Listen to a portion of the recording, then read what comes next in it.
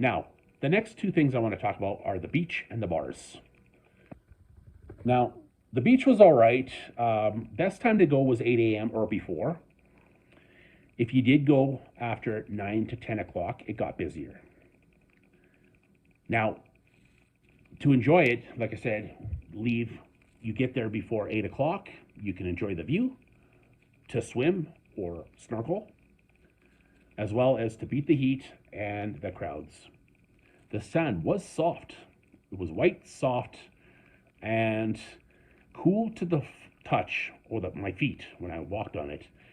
And I noticed one thing when you got sand on your body, no matter where you got it on your arms, your chest, your stomach, you wipe it off. It was like, oh, it's not even coming off. Like it came off, but it still had a fine mound. You have to take a shower, wash your hands, and that's the only way I found that it was the best way to get it off, your sand off your body. Now, if you go after, like I said, if you go there after 9, 10 o'clock, the beach does get busy because people want to enjoy the sun, sand, and the beach. They reserve the chairs, though there are plenty of chairs. If you don't reserve your seat, they usually put stuff on the seats, right? Their towels, their personal items to reserve. So keep that in mind. So this resort does have 7 bars. First one, El Cabildo, the lobby bar. The main bar on the right when you come from reception to the back. It's the one that opens up a little earlier, but closes a little bit earlier in the evening, around 7 o'clock or so in the evening.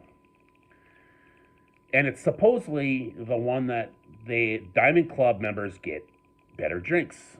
I did not see anybody getting better drinks than anybody else, so I don't know. I don't believe so. But now, number 2, Lobby Bar 1, across from El Cabildo, and straight ahead from reception again to the back. It's on the left side of the back side of the lobby. It's the one that opens up a little bit later in the morning, around 10 or 10:30, but closes much later in the evening, probably sometime after midnight.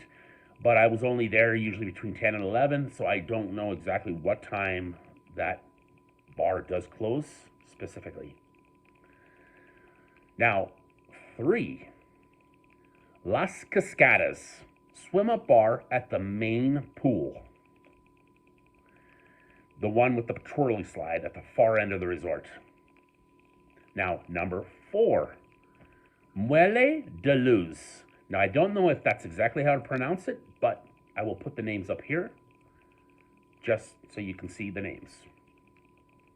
Now, that's the other swim up bar at the small pool. Number 5, Porto Carinos, one of 2 beach bars. That said, number 6, El Chiringuito, the other beach bar. Now, I don't know which of those 2 is the one on the left side when you come to the beach, which one is the one that serves the Diamond Club specifically, but those are the 2 that are at the beach. Now, number 7, the sports bar, near the beach, and has the buffet for lunch that I'm aware of. Now, that said, I only had drinks at the lobby bars and for breakfast. So I only went by those pool bars and other bars as well, so I don't know what they really serve. I assume it's the same as everywhere else or similar. But the lobby bar specifically seemed to only serve alcohol type of drinks as rum, tequila, vodka, and other types of alcohol. But they had a good variety on their back wall. Now, they also did serve slushies such as strawberry, lemonade, and mango, and as well as coffee drinks like cafe con leche,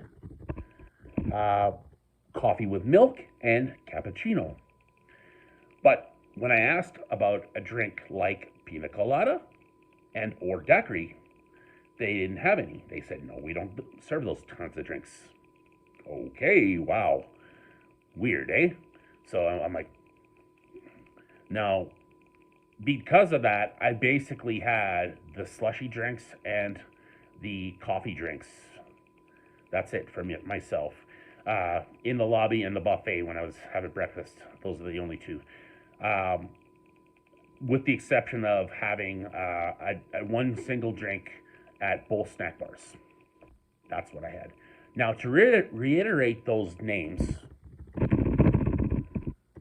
El Cabildo, the main lobby bar on the right when you come from the reception. Lobby bar 1, across from El Cabildo on the left from the reception when you come from reception. Las Cascadas and Muelle de Luz, both swim up bars. First one being main pool and then the small pool. Puerto Carrenos and El Chiringuito, both at the beach bar. Not sure which one serves the Diamond Club, but both beach bar. And the last, sports bar, where it's near the beach and has a buffet for lunch. Those are the 7 bars. So the next thing I want to talk about is the Diamond Club upgrade. Not worth it to me. When my travel agent told me about the perks, and then I read a little bit about the perks later as well, not worth it. Now, I'll get into the perks right now that are claimed. Personalized check-in with a VIP welcome cocktail, a distinctive bracelet, as well as an early check-in and late checkout, subject to availability. Exclusive beach area with waiter service. Concierge service in lobby, as well as discounts on spa and laundry services. Exclusive lunch at an a la carte restaurant, as well as, or as well as an exclusive area within the buffet restaurant. Last couple, mini bar restocked daily with water, beer, and soft drinks. 1 dinner show per week. Those are the claim perks. Now, there's 2 things that I'm going to tell you that I definitely can tell you that I don't think is worth this. Now, before I even get into that, one thing I will say, if you're a drinker, you can definitely make it worth your while, that upgrade. Even if you didn't upgrade, you could definitely make it worth it either way. But that extra drink, potentially you can definitely drink, especially if you drink in your room. With the exclusive or the mini bar restocked daily, you can most definitely use that as an extra tool to drink. Now, one thing I will say that's most definitely not worth it. The exclusive area in the buffet restaurant, why? They have a building right next to the buffet restaurant in itself. So why do they need an exclusive area in the buffet restaurant? I don't know. Doesn't make sense to me when there's a building right next to it attached to the buffet. So that alone there. Now, the a la carte exclusive lunch or the exclusive area, those are one of the 2. Now, you can get 4 as a VIP. Basically the upgrade. I've heard you can get 4 a la cartes, so that could be a reason why they're saying you could get 4. It's one of the 2 perks that I just mentioned there. So potentially, but if you have your area to eat in a building that's not showing open, you might as well just take the extra a la carte, because then you're eating with everybody else anyway. So that's a downside right there. Now, those are the 2 things that I would say just alone that isn't worth it.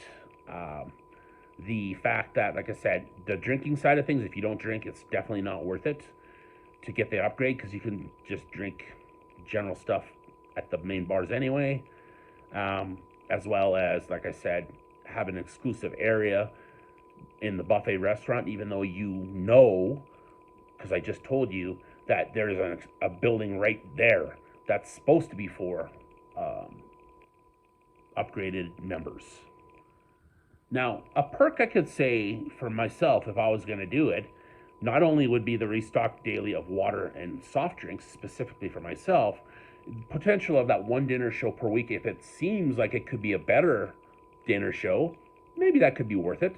But the biggest thing here is discounts on spa and laundry services. For myself, discounts on spas specifically.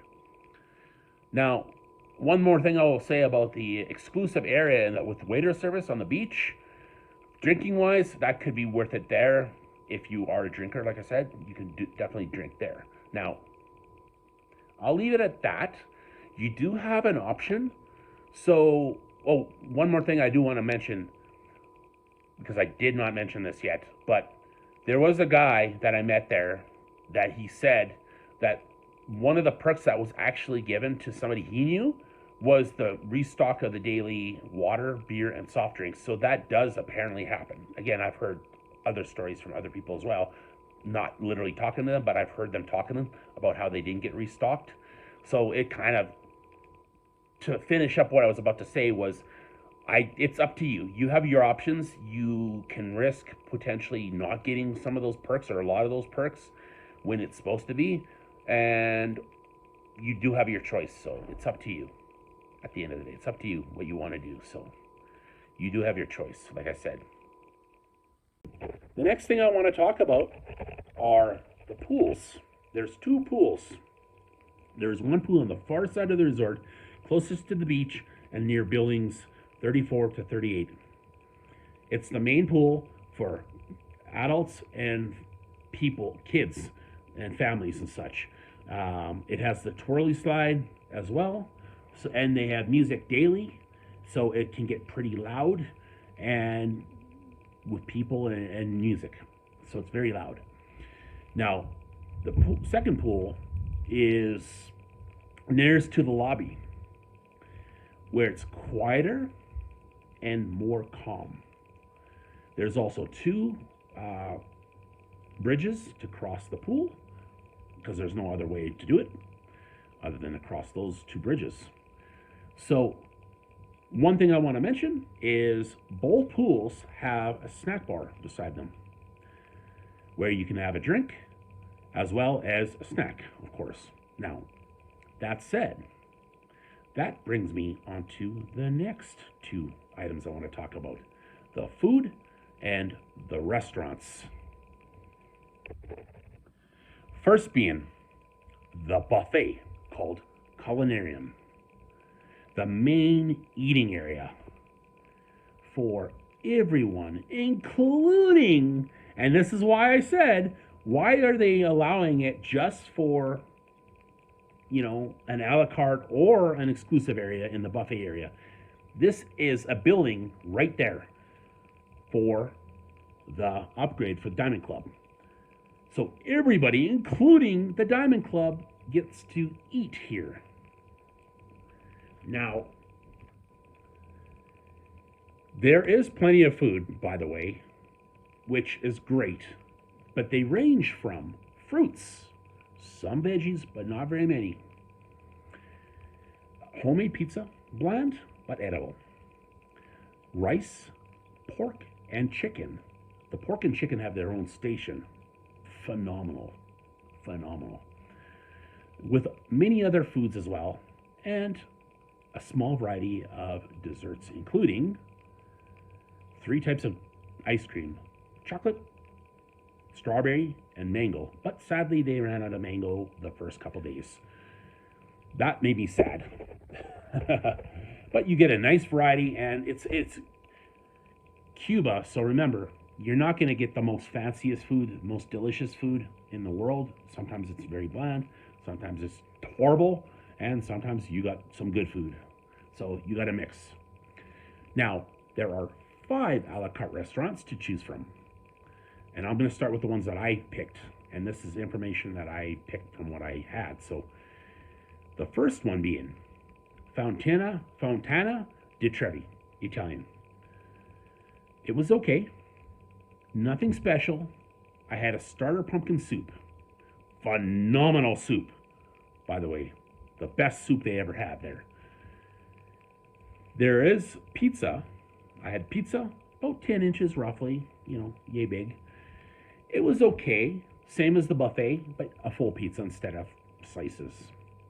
So. Strawberry ice cream for dessert. Same as the buffet. Strawberry. Number 2, Colonial. Cuban was really fair. Delicious, in fact. I enjoyed it. They start you with a starter bun, but no second bun due to the fact that this is a large resort with lots of people and they have to accommodate everybody. So I think that's why they only give you one starter bun and no extras. At least that's what they seem to be. You get a piece of chicken on top of Cuban style rice and a side of cabbage.